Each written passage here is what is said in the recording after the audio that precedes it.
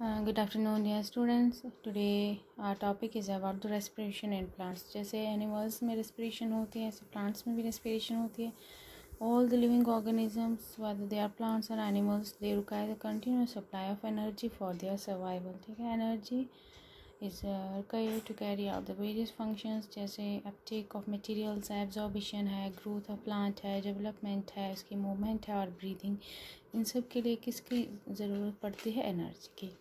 50% energy जो है जो सेल से प्रोड्यूस होती है वो सेलुलर एक्टिविटीज़ के लिए यूटिलाइज होती हैं और रेस्ट जो एनर्जी है that's change into heat and lost. ठीक है, अब ये है कि एनर्जी ये सारी कहाँ से आती है, ये एनर्जी कहाँ से आती है, किसके लिए? To carry out the various processes of life. ठीक है, हम क्या खाते हैं? फूड. किसके लिए? To obtain energy. फूड जो हम खाते हैं मैक्रोमोलिक्यूल्स के फॉर्म में वो ऑक्सीडाइज हो जाते हैं.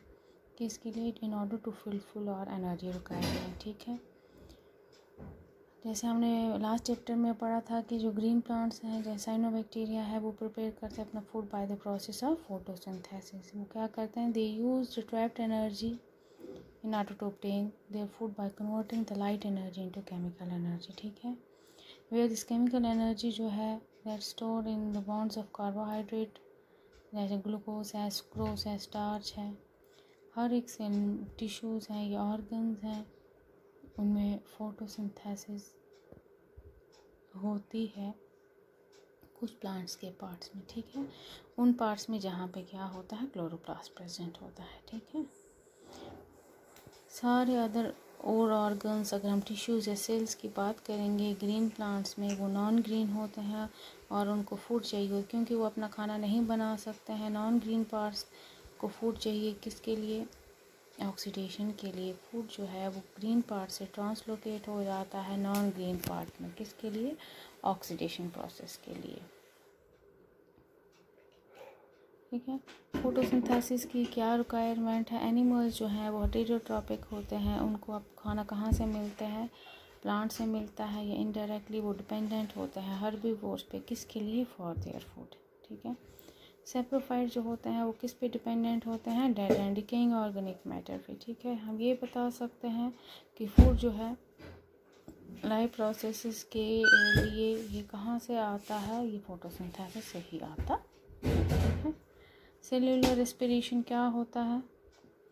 मीन्स मैकेनिज्म और ब्रेक डाउन फूड मटेरियल का. सेल के अंदर जो होता है फूड मटेरियल का ब्रेक डाउन, वहाँ से हमें क्या मिलता है? To release energy. ठीक है, and trapping the same energy for the synthesis of ATP.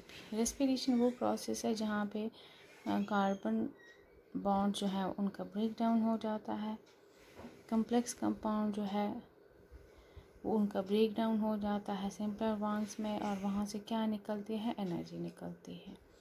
Break down जो होता है कॉम्प्लेक्स मॉलिक्यूल जैसे कार्बोहाइड्रेट है, प्रोटीन है या फैट्स हैं, ये किस लिए होता है? To yield energy. ये कहाँ होता है? साइटोप्लाज्म में होता है और माइटोकॉन्ड्रिया में होता है. ये वो साइड्स हैं जो डिफरेंट है किस साइड से? फोटोसिंथेसिस की साइड से. और फोटोसिंथेसिस कहाँ होती है? क्लोरोप्लास्ट में. कहाँ पे? प्लांट्स में. ठीक है, रेस्पिरेटरी सबस्ट्रेट्स क्या होते हैं? वो कंपाउंड्स जो ऑक्सीडाइज होते हैं during the process of respiration are called the respiratory substrates. जैसे कार्बोहाइड्रेट्स हैं, they are the major respiratory substrates. They are oxidise in high amounts and to release energy.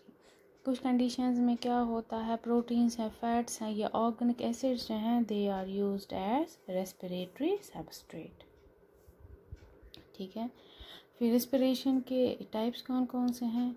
हमें ये पता है कि जब भी रेस्पिरेशन होती है ऑक्सीजन यूटिलाइज होता है और कार्बन डाइऑक्साइड रिलीज़ होता है, वाटर और एनर्जी एज प्रोडक्ट रिलीज़ होते हैं.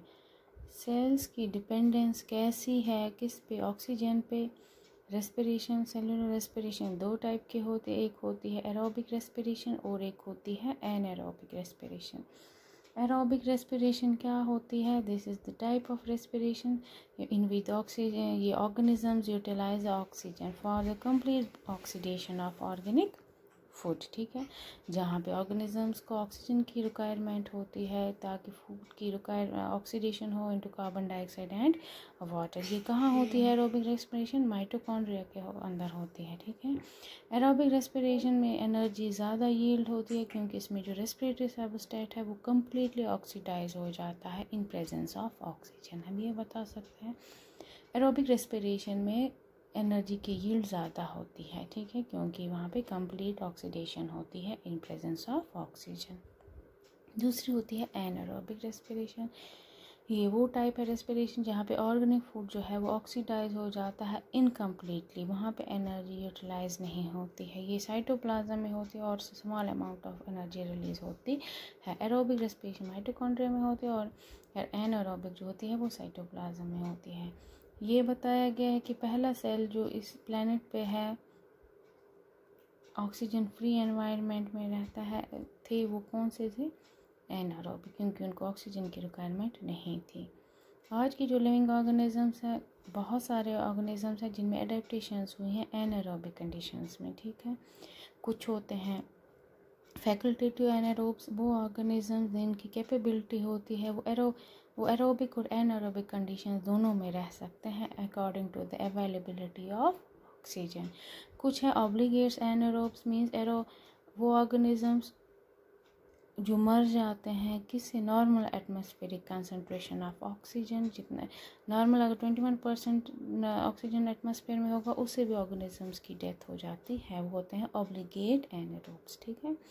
किसी भी केस में अगर हम देखेंगे जो लिविंग ऑर्गेनिज्म हैं उनमें जो एंजाइमेटिक मशीनरी होती है किसके लिए? For the oxidation of glucose, वो इन एब्सेंस ऑफ ऑक्सीजन होती है। और ये जो ग्लूकोज का ब्रेक डाउन होता है ये पायरुविक एसिड में हो जाता है और उसको हम क्या बोलते हैं? ग्लाइकोलिसिस की प्रोसेस बोलते हैं, ठीक है।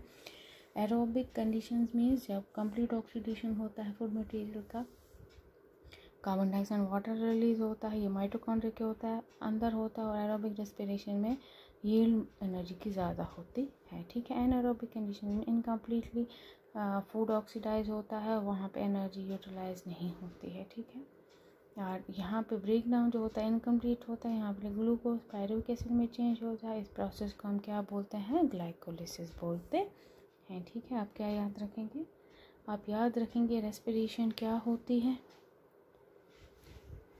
फोटोसिंथेसिस की क्या नीड है, सेलुलर रेस्पिरेशन हम किससे बोलेंगे, और रेस्पिरेटरी सबस्ट्रेट क्या होते हैं और टाइप्स क्या हैं सेलुलर रेस्पिरेशन के? दो हैं, एरोबिक और एनारोबिक रेस्पिरेशन, ठीक है। That's enough for today, thank you.